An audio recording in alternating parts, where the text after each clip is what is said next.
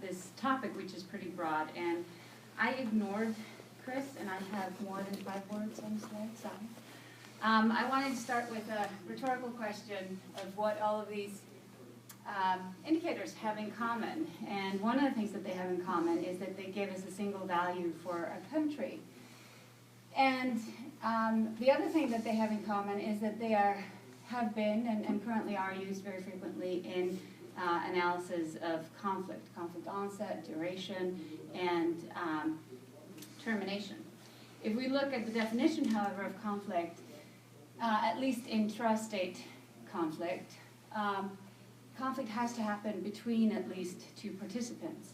And so, by definition, a single indicator for a country can't tell us anything about motivations of these individuals and how those conditions lead those individuals to engage in conflict. Even so, it's used quite frequently. The current one that I'm looking at is societal gender equality, and this indicator is used to explain interstate war, intrastate war, and the general idea in the literature, and there's a consensus in the literature, that societies that have greater levels of gender equality have lower levels of conflict. And the idea is that if you let women have access to governing positions, then somehow you get less conflict. Clearly, there are all sorts of problems with levels of analysis here, and the theory doesn't match the data and so forth if you're using country-level indicators. So this is where I think the online media revolution really benefits us as political scientists studying conflict. Of course, I'm taking extreme examples. We do have lots of individual level data. We have experiments and we have survey data that are very useful to get at the individual level mechanisms in conflict. But even so, I think the media revolution can help us in many ways. First of all, it expands the availability and types of individual data that are available to us. In some contexts, it can give us dynamic data that we can observe over time. We can observe the same individual in the conflict situation over time more easily than we can in experimental data or with survey data.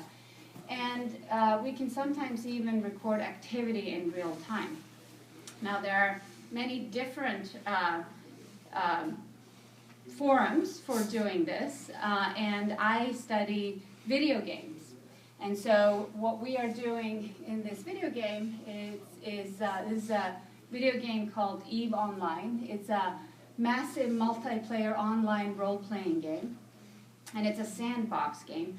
So it's very unstructured. You go in and you do all sorts of things, and there's a single market and a single political system. The players are mostly 25 to 35-year-old male software engineers, but it's a game that's played in 60 different countries and has about 4.6 million gamers, and so there are lots of women that play it also, and so we can get a sample of various different groups doing all sorts of different things in this game.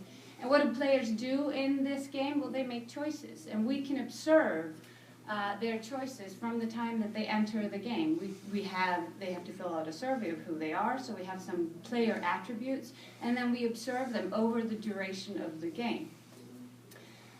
They create characters, they play their characters, they engage in negotiations, they go, and buy things, they blow up stuff, etc.